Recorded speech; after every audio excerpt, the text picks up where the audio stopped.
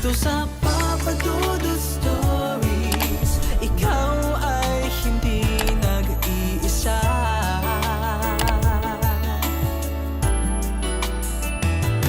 Dito sa Papa Dudut Stories, may nagmamahal sa'yo. Papa Dudut Stories, Papa Dudut Papa Dudut. Sa lahat po ng mga nakatutok ngayon, huwag pong kalimutan mag-like, mag-share at mag-subscribe. Maraming salamat po sa inyong lahat.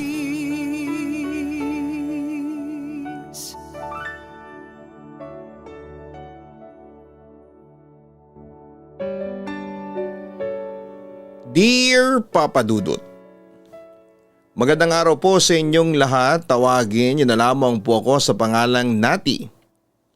27 years old, nakatira sa Calamba, Laguna. At nagtatrabaho ako ngayon sa City Hall. Loyal listener and subscriber mo ako since 2023. Siya nga pala, ang ikukwento ko sa inyo ay naganap sa isang liblib na bayan sa Laguna. Sa lugar namin, talamak ang krimen, maraming bangkay ang tinatapon sa ilog malapit sa mismong bahay namin. Marami din kaming nababalitang ginagahasa at pinapatay. Tapos, itcha-chop-chop ang katawan para maitago ang krimen. Kaya simula noong bata ako, ay hindi kami pinaglalaro ni na mama at papa sa labas dahil natatakot sila na baka mabiktima ako ng rapist. Hatid sundo nila ako sa eskwelahan hanggat maaari. Kung hindi man nila masusundo dahil busy sila sa kanilang negosyo at trabaho ay palagi nila akong binibilinan na huwag akong sasama sa mga taong hindi ko naman kilala. Pinagbabawalan din nila ako na pumunta sa mga bahay ng mga kaklase ko. Nung una ay naiinis ako sa pagiging stricto nila sa akin since ako lang ang nag-iisang babae sa aming 5 magkakapatid. Tapos ay ako pang bunso. May pagkakataon na sinusuway ko ang utos ng mga magulang ko at naglalakwatsa ako noon kasama ng mga kaibigan ko. Hanggang isang araw, isa sa mga kaibigan kong babae ang natagpuang patay at lumulutang sa ilog malapit sa bahay namin. Ayon sa investigasyon ay nirape ang kaibigan ko at tinorture hanggang sa mamatay. Doon ako nagsimulang matakot at kailanman ay hindi na ako sumuway sa mga magulang ko. Siya nga pala, isa sa mga nakaranas ng nakakatakot na kababalaghan ay ang tiyuhin ko na isang taxi driver noon. Bale sa may bayan siya palagi naghahanap ng mga pasahero dahil sabi niya ay mataas ang kinikita niya doon. Papa Dudut, birthday ko noong bumisita siya sa amin at makiselebrate ng birthday ko. Sobrang saya ko noon kasi close kami ni Tito at palagi kaming nagpapakwento ng kababalaghan sa tuwing nagkikita kami at ng mga pinsan ko. To be exact, may special gift ang tito ko kaya madalas siyang nakakaranas ng nakakatakot na pangyayari. Gabi noon at napagdesisyonan nila tito na mag-overnight muna sa amin dahil ayaw pong umalis ng mga pinsan ko. Spoiled kasi sila kaya nasunod kaagad. So yun, nabanggit ni Ate Pam kung pwede daw ulit magkwento si Tito ng nakakatakot na nangyari sa kanya recently. Nung sinabi yon ni Ate Pam ay napansin kong natigilan si Tito. Para siyang natakot na ewan. Pero sa huli, napagdesisyonan niyang ding sabihin dahil kung hindi ay papatayin kami ng sarili naming curiosity. 2:56 ng madaling araw daw noon at uuwi na dapat si Tito sa kanila. Pagod na daw siya noon kaya medyo antok na siya. Saktong 3:00 ng madaling araw ay meron siyang nakitang babae na pumapara. Base sa pag-describe niya, maganda yung babae, matangkad, porselana ang balat, mahaba ang nakataling buhok. Nakasuot din daw ito ng white t-shirt at black ripped jeans at nakasuot din ng Converse high. May dala din itong malaking maleta. Tumigil si Tito sa harapan niya at tinanong yung babae kung saan bababa. Nang matanong ni Tito ay agad-agad na niyang pinapasok ang babae sa loob. Bale ilang minuto din daw walang kibuan sa pagitan nilang dalawa dahil as usual ay hindi naman sila magkakilala. At dahil hindi na matiis ni Tito ang awkwardness sa pagitan nila, nagtanong daw si Tito tungkol sa babae. Tinanong daw niya kung ilang taon na ito at ang sabi ng babae ay 25 years old na siya. Tinanong naman ni Tito kung ano ang trabaho nito. At ang sabi naman ng babae ay isa siyang sales lady sa isang mall. Day off din daw nila kaya pupunta daw dapat yung babae sa bahay ng magulang niya na malapit lang daw sa tinitirhan niya. At doon ay makikitulog. Tinanong din ni Tito kung ang pupuntahang destinasyon daw ba ang tinitirhan ng magulang niya. Ang sabi ng babae ay hindi daw ngunit sa kanyang nobyo. Nagtaka noon ang tito ko dahil may kakaiba daw siyang naramdaman matapos sabihin ng babae yon. Bigla daw kasing bumigat ang hangin sa loob ng taxi. Isa pa ang biglang pagbabago ng mood ng babae. At dahil doon ay kinabahan na nga si Tito. At sa huli ding pagkakataon ay tinanong niya ang babae. Ngunit nung tinanong na daw niya ang babae, hindi ito sumagot. Sa pagtataka ay tumingin si Tito sa rear view mirror at doon ay nakita niyang wala ng babae sa kinakaupuan nito. Matindi ang takot at kaba ang nakita ko noon kay Tito dahil nauutal siya sa pagsasalita. At dahil hindi na nga niya nakita yung babae ay bigla daw niyang naisip yung maleta. Kaya ang ginawa niya ay tinigil niya ang taxi sa may tabing kalsada at sinimulang buksan ang trunk ng kotse sa likod. At sa gulat niya ay nandun pa daw ang maleta. Totoong totoo daw yon. Kinilabutan daw ng todo ang tito ko dahil sa sobrang takot. Ang sabi pa niya ay sinubukan pa niyang buhatin ang maleta para ilabas sa taxi pero kahit na anong gawin niya ay hindi niya magawa dahil sa sobrang bigat. Dala na rin ang pagtatakay binuksan niya ang maleta. At doon ay mangyak-ngyak siya sa kanyang nakita. Dahil daw ang laman ng maleta ay imbis na damit at kung ano-ano pa ay taliwas ang nasa loob noon. Dahil ang laman daw ng maleta ay isang babae, isang katawan ng babae. Punong-puno ito ng dugo at pira-pirasong bahagi ng katawan. Masangsang din daw ang amoy.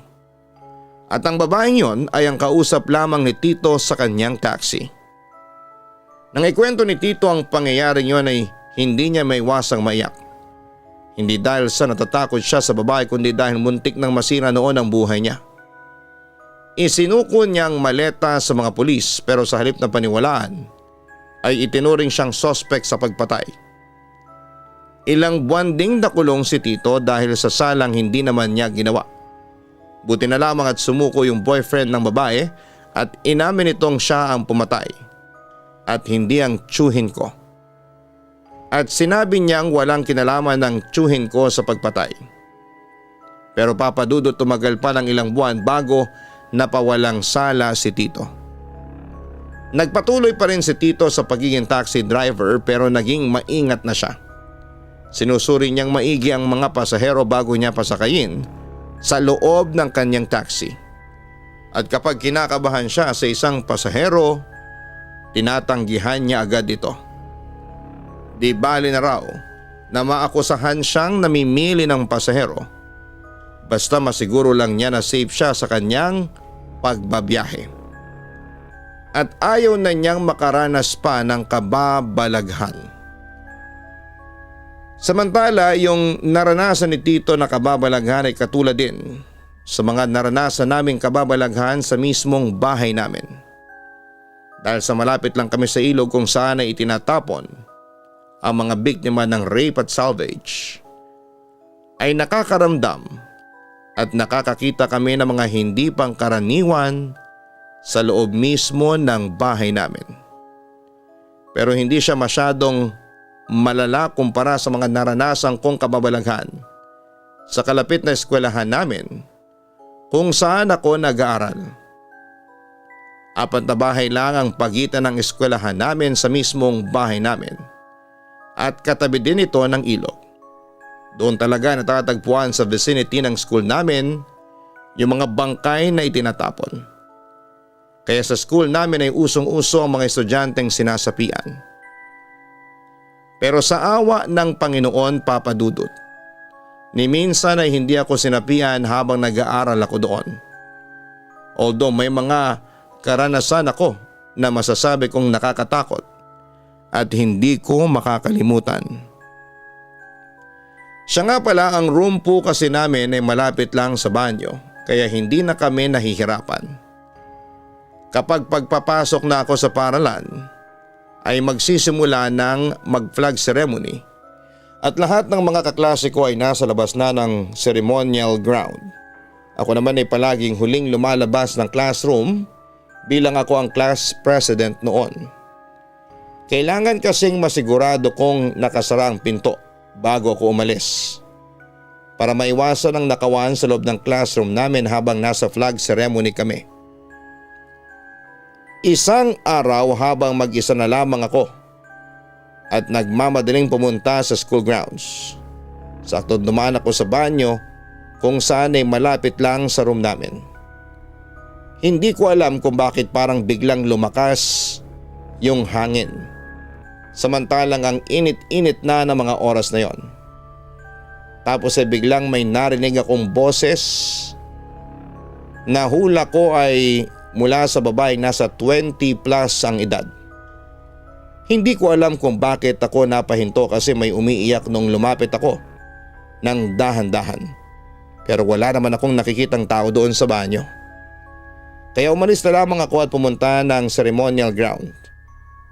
Pagkatapos ng flag ceremony ay dali-dali ko itong sinabi sa mga kaklase ko.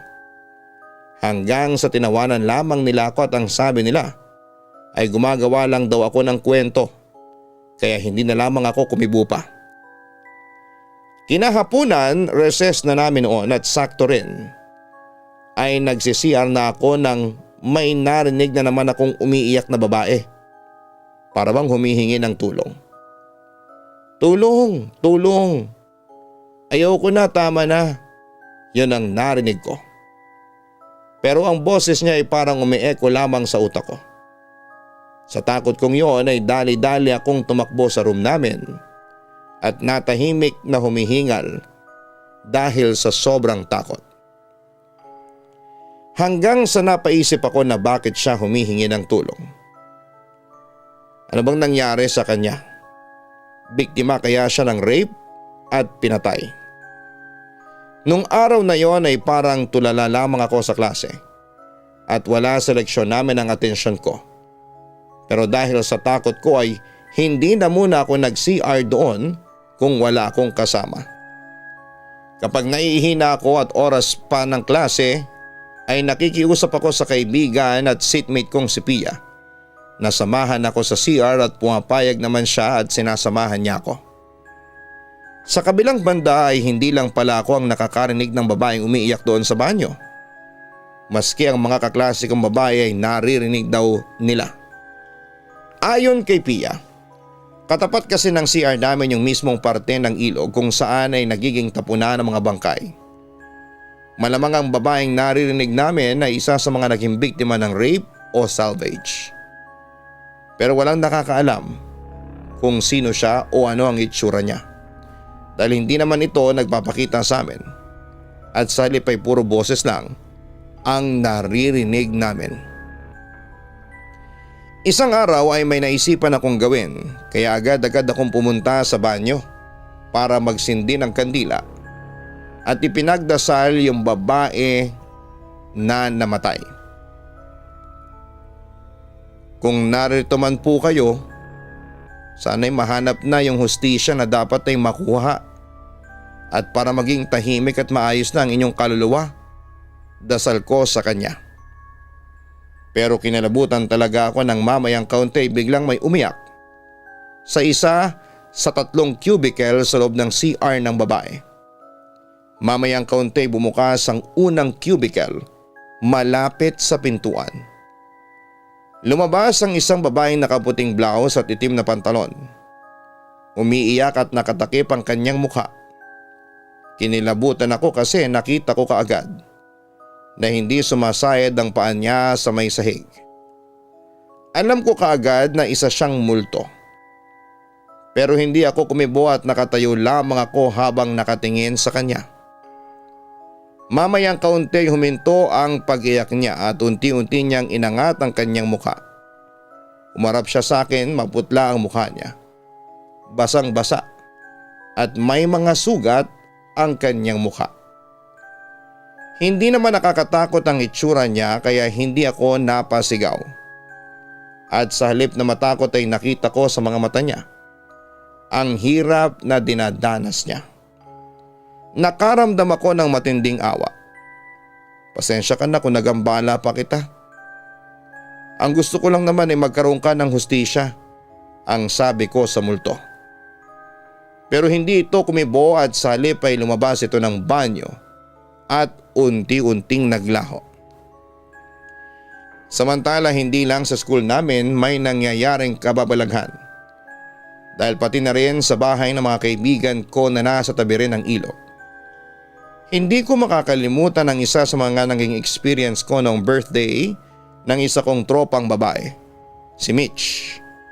Nakatira sila sa isang apartment tapos ang likod nila ay ang parte ng ilog na may natagpuan ding mga tinapong bangkay o yung salvage victims. Sa tapat naman ng bahay nila ay isang loteng punong-puno ng mga puno ng saging, mangga at akasya. Papadudot, nagkakasayahan kami noon, inuman kaya medyo maingay. Kalagitnaan ng inuman ay may napapansin na ako na parang may nagpapapansin sa paligid na hindi ko maintindihan. Binaliwala ko lang kasi akala ko ay wala lang. Pero pagkatapos noon ay bigla akong nakaramdam na parang naiihi. Pero sabi ng kaklase ko ay barado raw ang CR nila at aayusin pa raw mamaya. At dahil sa nasa labas kami, yung pinag-ihian ko ay isang kumpol ng puno ng saging tapos sa likod noon may isang mahabang bakod na napapaligiran ng bukid. Pagkatapos kong umihi ay pumasok muna ako sa bahay ng tropa ko para maghugas ng kamay. Tapos habang naghuhugas sa lababo ay napatingin ako sa bintana ng view ay ang ilog na kinakatakutan ng lahat. Papadudot may napapansin ako na parang ang daming ulo. Tiyempo namang kakapasok lang ng isang tropa ko para uminom ng tubig. Binulungan ko siya sa mga nakikita ko. Tumingin ka sa bintana. Nakita mo yung mga ulo sa labas? Nakatayo sila sa kabilang bahagi ng ilog. Sabi ko sa tropa ko na may third eye pala. Sabi niya sa akin, oo nga nati ang dami nila. Tapos ay noon ay narinig yon ng tropa naming si Pia at ikinuwento niya sa ibang mga nasa labas. Ayun, natakot na ang lahat. So ang unang naging reaksyon namin is mag-pray at humingi ng pasensya kasi nabubulabog namin sila. Pero walang nangyari. Napasobra yata ang panggugulo namin kasi sobrang ingay talaga namin. Tapos ay nakita ko na yung mga ulong nakita ko na tumago sila sa pader at nasa loob na ng bahay ni na Mitch. At papalapit na sila sa pwesto ng inuman namin. So lahat kami nag-decide na itigil na yung inuman at magsipag-uwian na. Habang nagliligpit kami ay hindi ako mapakali kasi pakaramdam ko ay ako talaga yung habol nila. Kasi ako yung unang nakapansin so pinagmadali ko na sila. At yun na nga nauna yung iba kong mga tropa at ako nga ang nahuli noon. Hanggang sa nararamdaman kong bumigat na nga ang pakiramdam ko. Hindi ko sila nakikita pero nararamdaman kong pinalilibutan na nila ako. At kakaiba rin ang amoy ng paligid noon. Amoy ilog. Mamayang kaunti parang may bumubulong sa akin. Hustisya. Kailangan namin ng hustisya. Mamayang kaunti ay may lumitaw na 6 na figura sa harapan ko. 4 na lalaki at 2 babae. Duguan, basang-basa ang buong katawan. Namumutla at ang iba ay naaagnas na ang lahat. Agad kong namukaan ang isang babae at eto yung babaeng nakita ko doon sa CR na palaging umiiyak. Gusto ko man kayong tulungan pero hindi ko alam ang gagawin ko. Siguro maski kayo, hindi nyo alam kung sino ang pumatay sa inyo. Dasal lang ang kaya kong ibigay sa inyo. Hindi kumibo ang 5 figura na nasa harapan ko. Maliban doon sa babaeng nakita ko sa CR ng school namin. Hindi siya nagsalita pero tumango siya na para bang sinasabi niyang naiintindihan nila ako. Tapos ay bigla na lamang akong nawala ng malay. Nagising na lamang ako nakahiga sa sofa at napapaligiran ako ni na Mitch at ang kanyang pamilya. Ano nangyari sa iyo, Nati? Tanong niya sa akin. Para kang sinapian kanina, dagdag pa niya.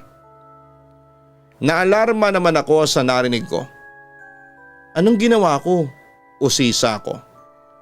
Iyak ka ng iyak tapos minsan sumisigaw ka pa. Palagi mong sinasabi na kailangan mo ng hustisya, ang sabi pa ni Mitch. Pagkatapos noon ay ikinuwento ko na sa kanya ang mga nangyari. Bilang barangay kagawad ang ama ni Mitch at narinig niya ang mga sinabi ko ay nirekomenda niya sa barangay council na magsagawa ng misa para sa mga biktima ng rape at salvage na itinatapon sa lugar namin.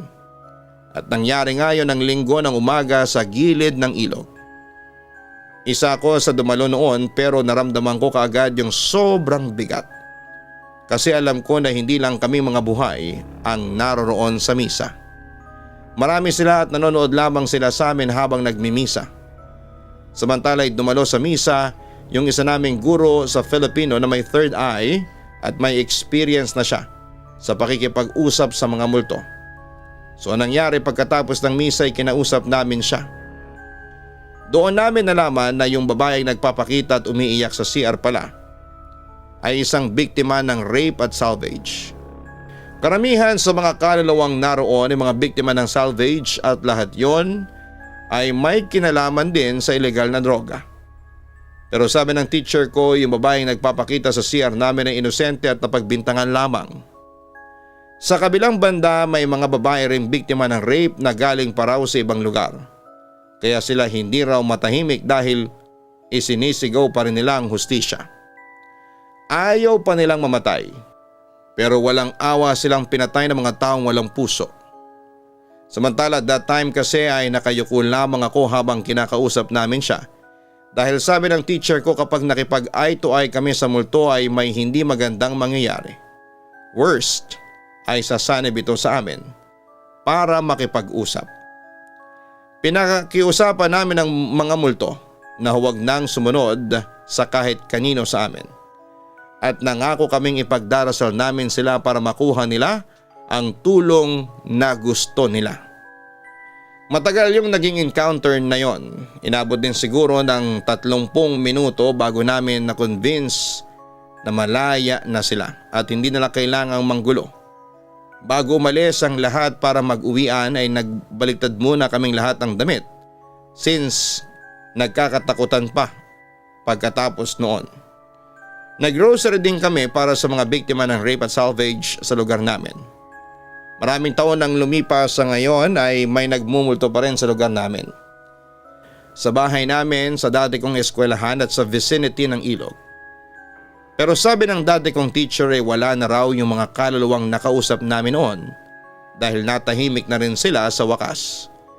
Yun nga lang ay may mga bagong dumarating kasi hanggang ngayon ay may natatagpuang pa rin bangkay sa ilog. Biktima raw ng rape o di kaya ay pagpatay. Dahil na rin sa takot ay umalis na ang buong pamilya namin sa liblib na bayan na yon At eto nga, napadpad kami dito sa Laguna, sa Calamba. Tahimik naman ang pamumuhay namin dito at walang napababalitang biktima ng rape o salvage. Pero yung mga na-experience ko ay masasabi kong hindi ko makakalimutan hanggang sa mamatay ako. Papa Dudut, ito lamang ang kwentong may share ko sa inyo. Marami pong salamat at magandang gabi sa inyong lahat. Lubos na gumagalang, Nati Salvacion ng Palo Alto, Calamba, Laguna. Ang ideya ng kaluluwang ligaw ay tumutukoy po sa mga kaluluwang pag-alagala at hindi pa makaalis sa lupa. Dahil meron pang hindi nagagawa o kaya naman ay naghahanap ng katarungan. Sinasabi po ng ilan na matatahimik lamang ang mga kaluluwang ito kapag nakamit na nila ang katarungan, tulad halimbawa ng pagkahuli, pagkakulong o pagkamatay ng mga taong naging dahilan kung bakit sila ngayon ay ligaw. Gaano kaya ito katotoo? Ayon sa salita ng Diyos sa Biblia, walang kaluluwa ang nagpapagala-gala sa lupa sa anumang dahilan. Sa halip ay sinasabi na itinakda sa mga tao na minsan lamang mamatay at pagkatapos ay paghuhukom. Ang totoong problema ng kaluluwa ay ang haharapin niyang paghuhukom. Ibig sabihin ay tungkol sa kabutihan o kasamaan ng kanyang naging pamumuhay at hindi ang kasalanang ginawa sa kanya ng ibang tao. Si Satanas at ang mga demonyo lamang ang binabanggit sa kasulatan na patambay-tambay at pagala-gala sa lupa para mga asong lobo na naghahanap ng masasakmal. Maraming salamat sa iyo, Nati, sa pagpapadala mo ng iyong kwento sa aming programa. Dalangin natin na sana'y makuha na ng mga biktima ng rape at salvage sa inyong dating lugar ang hustisyang nararapat para sa kanila. Huwag kalimutan na mag-like, mag-share at mag-subscribe. Hanapin po ang Kaistorya YouTube channel. Ganon din po ang Gian Gianna Vlogs. Maraming salamat po sa inyong suporta.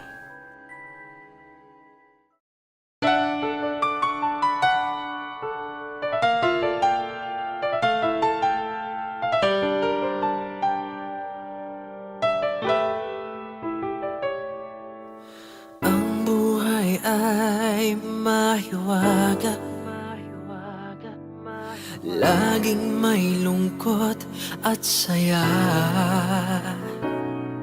Sa Papa Dudut Stories, laging may karamay ka.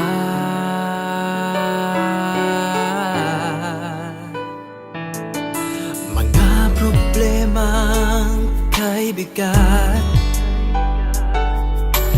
dito ay pakikinggan ka. Sa Papa Dudut Stories, kami ay iyong kasama.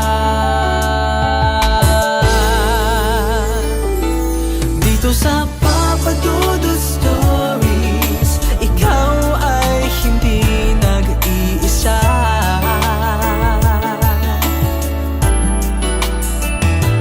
Dito sa Papa Dudut Stories, may nagmamahal sa'yo. Papa Dudut Stories, Papa Dudut Stories,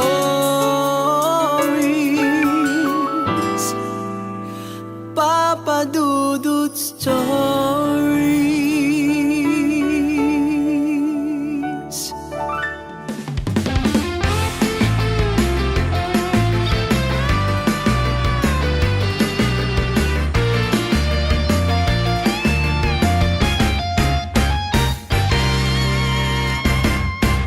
Hanap mo ba'y manok na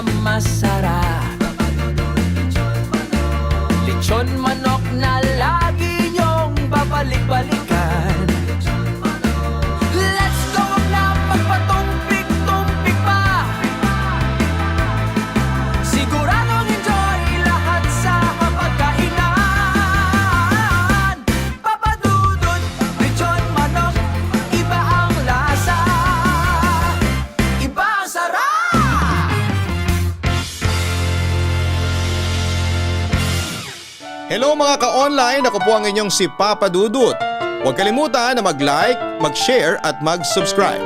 Pindutin ang notification bell para mas maraming video ang mapanood ninyo. Maraming salamat po sa inyong walang sawang pagtitiwala.